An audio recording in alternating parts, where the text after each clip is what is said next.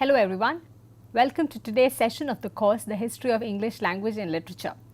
In continuation with the previous lecture, we begin looking at the Middle English period, and we begin with a lecture with this understanding that the Middle English period cannot be constructed in a single seamless continuum. It needs to be divided at least into two parts, the time before Chaucer and the period after Chaucer. If you have noticed in the title itself, today's lecture has got a subtitle, England before Chaucer. So, we begin with this inherent understanding that Chaucer is perhaps the most determinant figure in classifying Middle English into two, and also perhaps the most important literary figure and cultural figure in the whole of Middle English period. However, in today's lecture we look at the period before Chaucer, trying to locate the Middle English period in a more holistic sense, looking at the other literary influences which began to shape Middle English language and Middle English literature even before the arrival of Chaucer. So, which is this period that we classify as Middle English? The exact dates are difficult to be stated because there is no exact date or a year in which Anglo-Saxon period or the Old English period came to an end and the Middle English period began. But however, for political convenience, it is easier to note down 1066 or the year of Norman conquest as the beginning of and the opening moment of Middle English period, because politically that was the time when the Anglo-Saxon dominance came to an end and the Normans took over England. And around the same time, significant changes came to be imparted into English language as well. So, in that sense 1066 is one convenient date which can mark the inaugural moment of Middle English period. And also around 1100, it is generally considered that English began to assume an identity of its own. It began to lose its Germanic, Old English Germanic inflections, and the current form in which we know English began to emerge and evolve from the 1100s onwards. So, the language that we see during the Middle English period, it is not Old English, it is not the modern contemporary English either, it is a form of a blend of Old English and Norman English. In that sense, some historians even call the language of this period as an in-between language. But English during this time becomes more comprehensible, and the literatures and the literature of this period is easier to identify with than with that of the Old English text. And roughly, as we noted earlier, this period is from the Middle English period is from the 12th to the 15th century. In today's session, we will be looking only at the period till the beginning of Chaucer. At this point, it is also important to be stated that some historians consider Chaucer as the real starting point of English literature. So, in some sense that the works that we talk about in today's lecture, they are not of supreme importance in terms of literary analysis and literary criticism, but they only have a historical kind of interest in situating the events that led up to the emergence of Chaucer as the most important literary figure. With this understanding, we move on to look at the major milestones of the Middle English period. 1066 is obviously the year of the Norman conquest, and by 1215 we have a very politically defining moment which produced the Magna Carta, about which we will be hearing a little more about shortly. And around 1250 it said that French begins to lose its prominence due to the various other socio-political events, some of which we will be taking a look at in the later sessions. And it is also characterized by the 100 Years' War, which lasted from 1337 to 1453, the details of which we shall be taking a look at when we talk about Chaucer's England. And 1362 marks a very important year in terms of the prominence that English language acquires. It is the year of the Statute of the Pleading, which ordered that henceforth all proceedings in the law courts should be in English instead of French. This period is also characterized by Black Death, the bubonic plague, which affected not just Britain but also many parts of Europe. And this is also significantly the era which saw the emergence of the middle class as a very prominent figure. And it is important to note that Europe was also undergoing radical changes during the Middle English period, and this was the time of the Holy Crusades as well. But we do find that England had participated only minimally in the Holy Crusades, but however the literature of longing, the literature of love and about the beloved who is left behind, who is yearning for the soldier who is out at the war front, all of these themes get built into the literature of the times because of the influence of the Holy Crusades as well. It was also politically and religiously quite significant, but however, since the discussions on the Holy Crusades are beyond the scope of our course, we shall just leave it at that.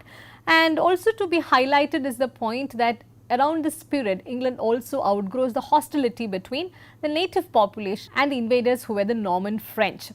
And in 1066, when the Norman French invaded Anglo-Saxons, there was a growing hostility for quite a long time, but by the end of the Middle English period, we find that it's no longer about foreign influences, it's no longer about fighting among themselves, but it's more about consolidating themselves as a nation and as a single linguistic unit.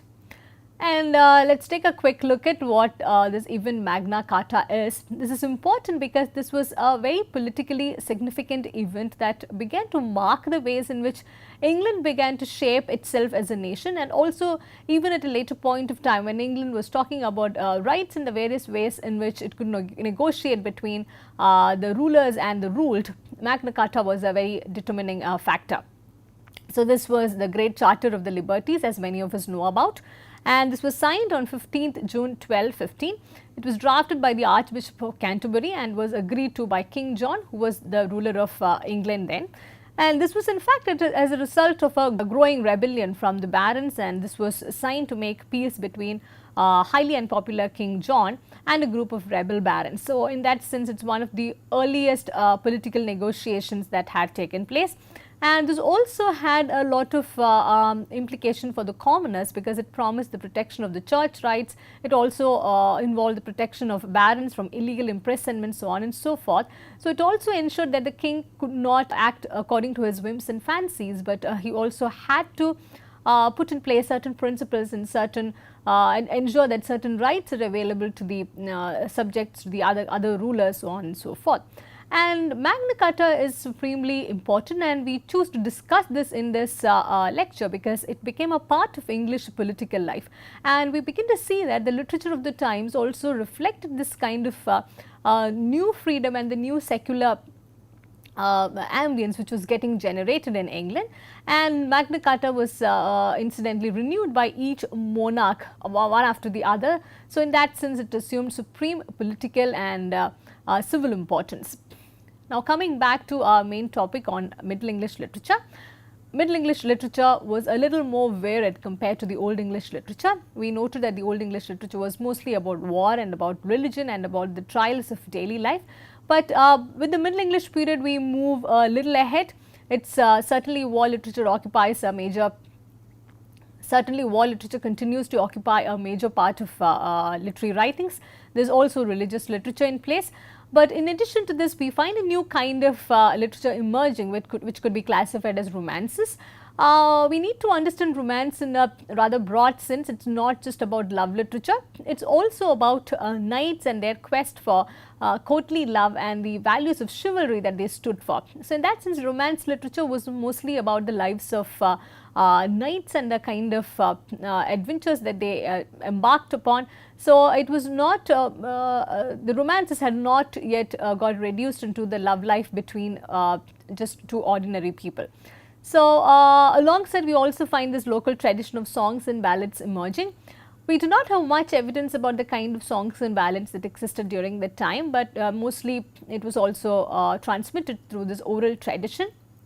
And it is also difficult to date these ballads due to the same reasons. Some are even of the opinion that these ballads were prominent even during the Old English period, and they were just transmitted through this oral means from one generation to the other.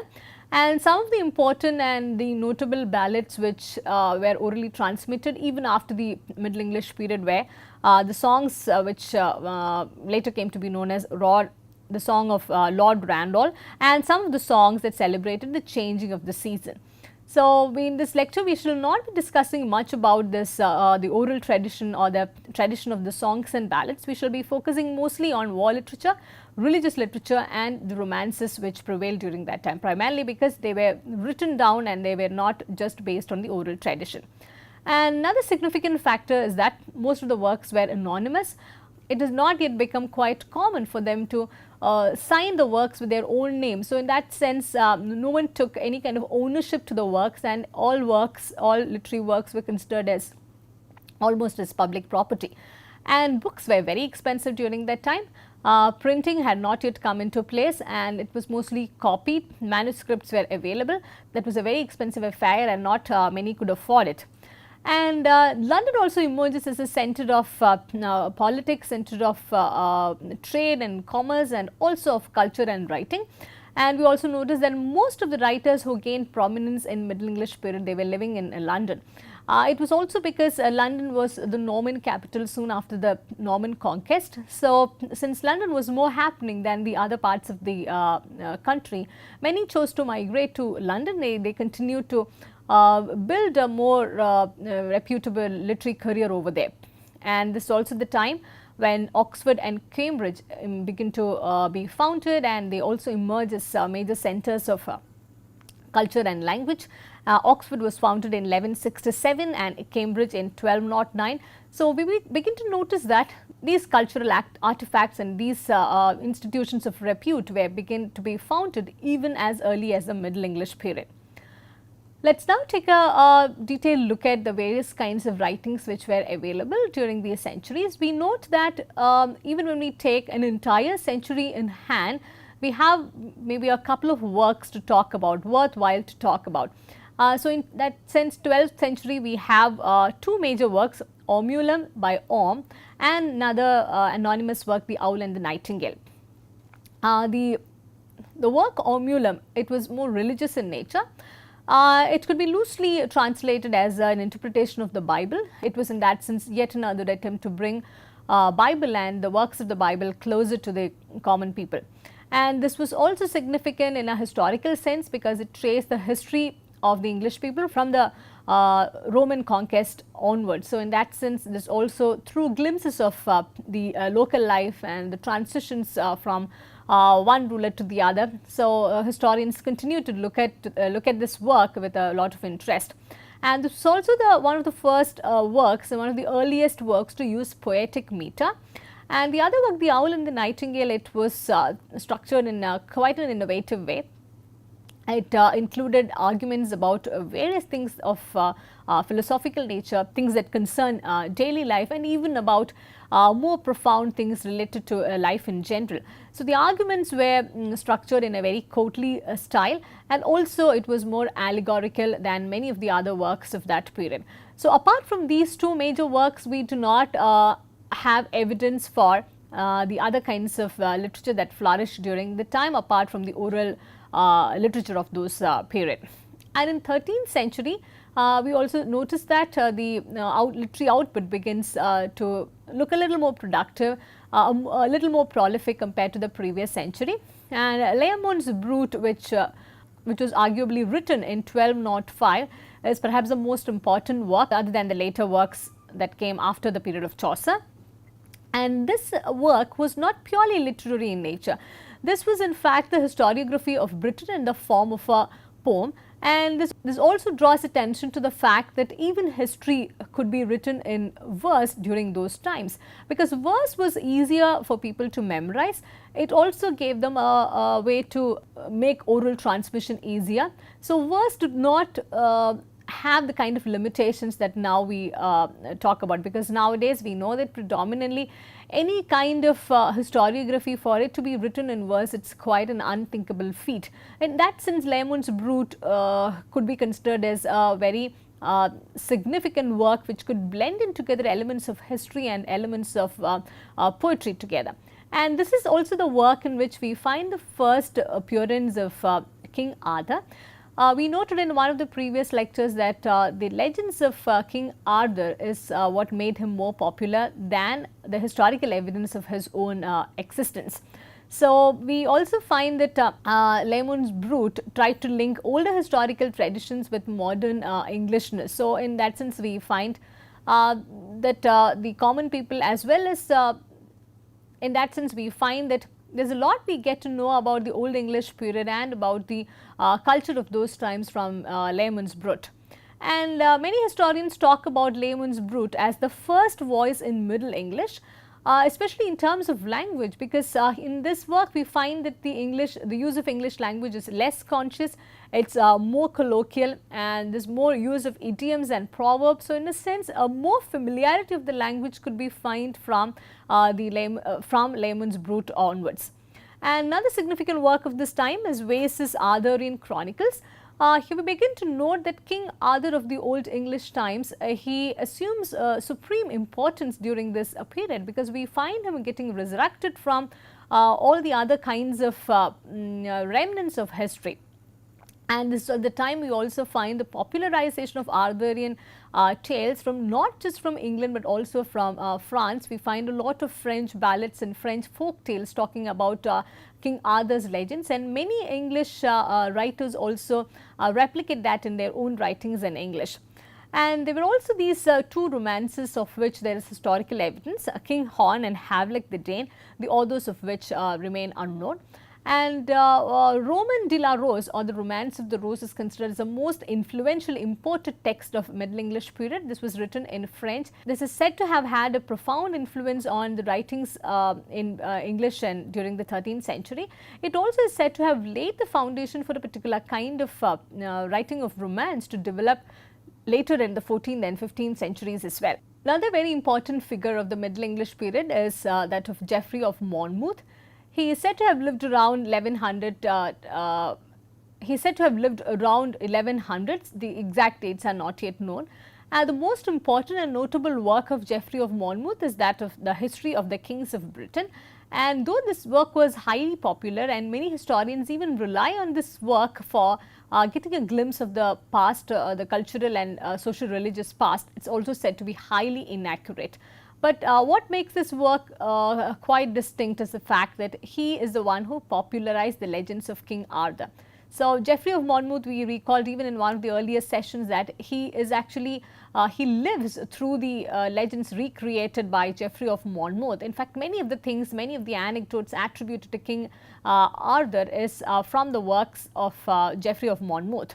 And he is also the one who made Excalibur popular, Excalibur being the legendary sword of King Arthur, who which is said to have had some magical powers as well. So, there are a lot of these stories about the Excalibur of King Arthur from the Middle English period onwards, and we know that Excalibur has come to signify a lot of things about the cultural heritage of England even in the contemporary. And the other notable figure is that of Robert Manning of Brun. He was also a monk as well as a chronicler, and it is also said that he was perhaps part of the canon during the times that he lived. And there are two works of notable repute, Handling Sin and Manning's Chronicle. And the Handling Sin is considered to be the first confessional manual in English literature. The nature of this confession could also be due to the religious tendencies that he had. And Manning's Chronicle was yet another work based on history, and again this was the story of England written in verse, and it said that it is extended through the reign of Edward I. And some even feel that Manning's Chronicle was not very original, that he had translated some bits of many Old English texts put together. In that sense, perhaps it is more or less a compilation or a translation of the Old English text as well. And what makes Manning quite different from the others is that in his own works we find a lot of biographical information about himself, and this is quite surprising because many writers were not used to talking about themselves. We also noted that many writers did not even bother to sign with their own names after the work was completed. In that sense, Manning shows commendable insight in talking about himself, his own life and his own surroundings, so that it becomes a useful historical tract in the later times. The 14th century, in the 14th century we find ourselves moving closer towards the life and works of Chaucer, and this is the period which is known as the period of the alliterative revival. Alliterative revival, as the term signifies, it is a resurgence of poetry with particular kinds of alliterations and rhymes built into it, and we do not find England going back from this period onwards. We do find that there is an increased interest and an increased attention being provided to poetry and other forms of literature. This is also the time when England prepares itself to produce greater classics, shows more attention and more interest in the other classics of Greek and Latin. And the notable feature of this time is the presence of a particular anonymous poet who has come to be known as the Pearl poet or the Gawain poet, based on a set of poems known as the Pearl poems, or based on the major work known as Sir Gawain and the Green Knight. This is also the best known Arthurian tale from the Middle English times. And the Pearl poet or the Gawain poet, he is also said to be a contemporary of Chaucer, Gower and Langland, about whom we will hear more about in the next session. And this century was more important because a sense of literature, a sense of national unity, a sense of national literature is getting emerged from this period onwards. How has it become possible for us to access all these Old English and Middle English texts? Perhaps one should be very thankful to this major figure, Robert Cotton. And most of these works that we talk about, whether it's an Old English text like Beowulf or Middle English texts like Gawain and the Green Knight, all these manuscripts have become accessible because they are present in this particular set known as Cotton Nero AX. And this was from a personal collection of this visionary figure known as Robert Bruce Cotton.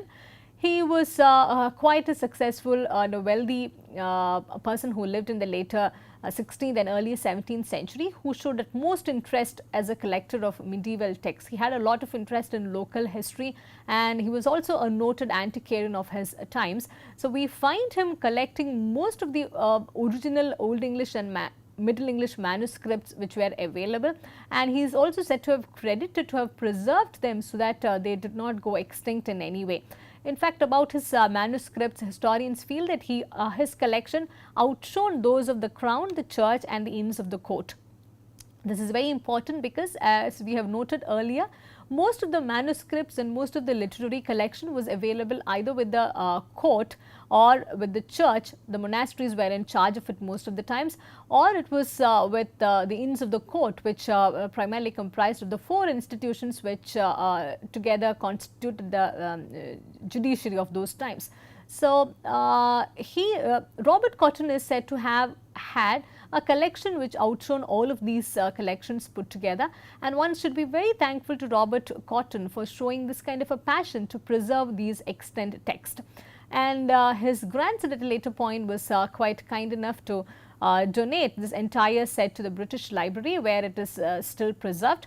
So, in many sense we also begin to note that the Middle English period and the Old English period is important, not just because of the efforts of the people who lived just during the time, but also because of the interest that posterity began to show in their works, and also because of the sense of national heritage which became all the more important in the later centuries.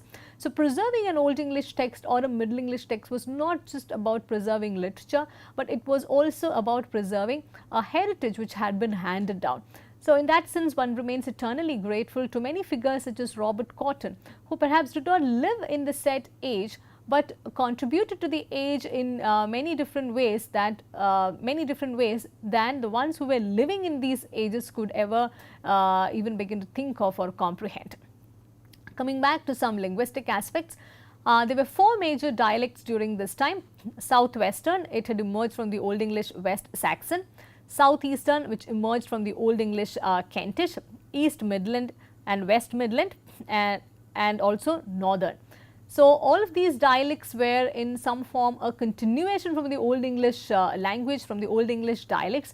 We also note that the two dialects, East Midland and West Midland, they had together emerged from the Old English Mercian, and in this context the East Midland dialect assumes more importance because this was the one who later became Chaucer's language. And since East Midland was spoken more in London and also it became the major literary vehicle of Chaucer, East Midland dialect is the one from which contemporary English is said to have emerged as well. So, there is also this fifth kind known as the Northern dialect, and we find that almost all of these dialects were quite different from one another. It is said that even if they lived just 50 miles apart and if they spoke these different dialects, they were not comprehensible to one another. So, these dialects were almost like 5 different languages. But and each writer was quite free to use whichever dialect that he or she preferred, and the spellings and the grammar differed on the individual kind of uses, and it all depended on which spelling each author preferred to use. In some form, this is said to have got more standardized with Chaucer, writing entirely in the East Midland dialect and also giving it a sense of reputation and more acceptance because it was mostly spoken in the city of London. In terms of dialectical differences, England begins to assert itself as a single national linguistic identity. This diversity does not affect in any way the evolution of language or the emergence of English into a single unit. And towards the time of Chaucer, we also find England moving towards more Englishness, and this is a kind of definition and the classification which has stayed on to define the rest of the centuries as well. And from this period, from the end of the 14th century and from the end of the 13th century onwards, we find England also ceasing to be a recipient of foreign influences. The Norman French influence had considerably got mitigated. England is more about native forces and the native influences. It's more organized as a nation, more conscious of her nationhood, and also they had emerged into a single racial and cultural unity, not taking into account the many things that differentiated them in terms of ethnic identities or in terms of linguistic and dialectical differences. And also at this point of time, we find that though England continues to receive a lot of influences from the neighboring countries and also from all kinds of cultural and linguistic imports from other languages, England begins to form her own kind of literature, her own kind of religion, begins to practice her own economic society, and also develops their own methods of war. So that makes the nation quite distinguishable in many ways, and we find the literature of the times beginning to reflect all of these elements in them. And with the advent of Chaucer, which we will begin to notice in the next session, we also notice that these native influences are more pronounced. There is a more English kind of writing which begins to emerge, about which we can discuss more about without relating them with the other kinds of influences. And this literary output and language of the Middle English times, we find it getting more consolidated towards the end of the Middle English period and with the advent of Chaucer. And at this point, it's very important to note that Anglo-Saxon language or the Old English language is almost like a dead foreign language now, and we do not find language going back to the roots of Anglo-Saxon tongue from this time onwards. The Norman French influence stays on. There are about 10,000 words, borrowed words from French, which becomes part of English language. In many ways, England acquires a new stature by the time Chaucer comes into the scene. So let's wind up this session by giving a brief prelude towards the next session, which is going to be about the age of Chaucer. Many historians feel that Chaucer is the real starting point of English literature, and so much so that whatever we discussed in today's lecture is completely overshadowed by the presence of Chaucer. And with the advent of Chaucer, many later historians feel that he is the first of our really national poets. Some consider him as the father of English poetry, and he is generally considered as the opening moment of English literature proper. So with this, we come to an end to today's session, and we have noted how the Old English period and the Middle English period were quite important and significant in shaping in laying the foundations of English literature and shaping how literature would be in the forthcoming centuries. So we look forward to seeing you in the next session with the age of Chaucer. Thank you for listening.